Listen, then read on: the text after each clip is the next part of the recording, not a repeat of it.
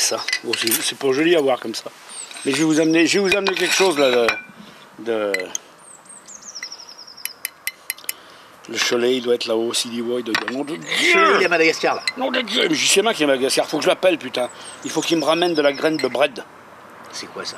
Le bread c'est...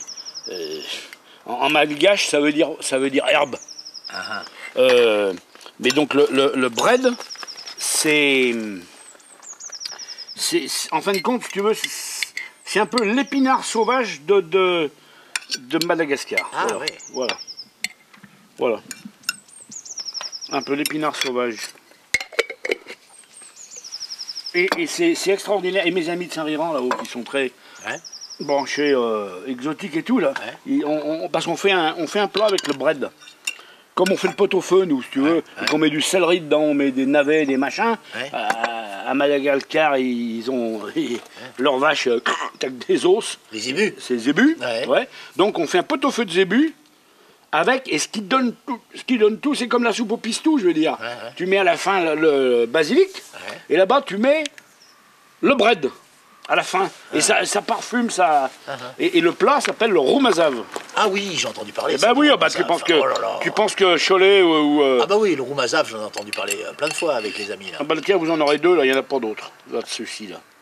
Vous en aurez deux. C'est quoi ça? Oh bah je vous dirai après. Tu nous y diras après. Ouais. Non mais si vous mangez le sauce et vous prenez un petit truc comme ça, là, vous devriez... ça, rien. Ça, il y en a guère qui doivent pouvoir en faire, ça. C'est fait avec le... Je vous y dirai après. Allez, tiens. Goûtez-y. D'ailleurs, ça se mange qu'avec des... Si, on peut se manger... Avec un pot-au-feu, on peut manger ça. Ça, c'est là, pareil, apocalypse, ça. Ouh. Ouais. Ouh, vache. Mais moi ça. J'en ai vendu une fois un étoilette, ça. Ah ouais? Ça m'a rapporté mieux que ma retraite. Hein. Ça, on déconne, c'est des oranges à l'italienne. Ouh. Si tu veux, c'est en dessus de tout ce que tu peux imaginer. Ah non, voilà. c'est magnifique. Voilà. Par contre, je vais vous amener un truc à nous, là. Oh, parfumé, tu vois.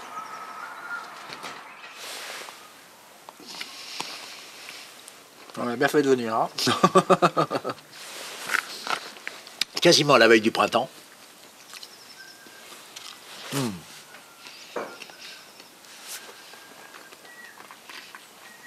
On a fait des soirées. Hein. Oh là là. Quand on est jeune, ils tuaient le cochon.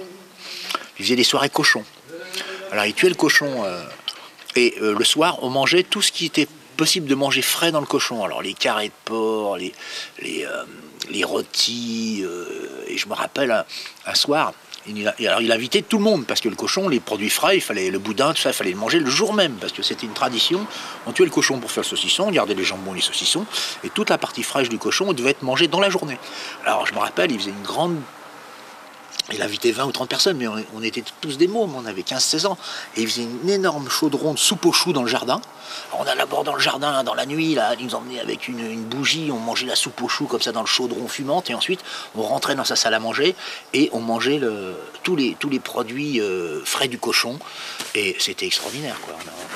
On a dégusté des choses comme ça.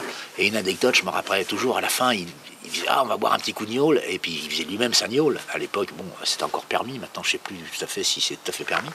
Et je me rappellerai toujours qu'une fois, il a amené une bonbonne de 30 litres de gnôle. Et il l'a échappé dans le couloir. Et les 30 litres de gnôle se sont répandus dans le couloir. Décapé le carrelage. Hein.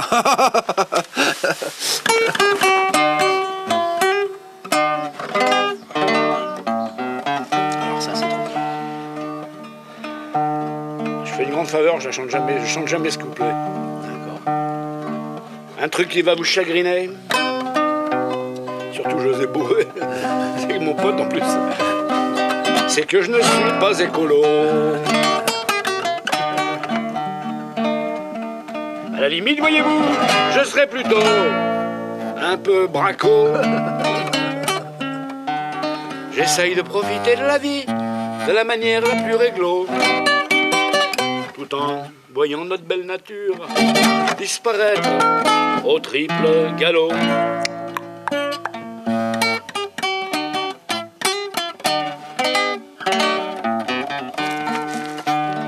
dans les fossés de mon village.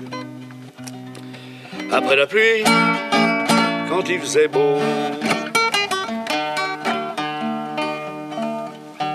on célébrait les mariages entre limaces et escargots. Et dire qu'il y a quelques années, on en ramassait des pinceaux dans les fossés de mon village, à Saint-Alban, les eaux.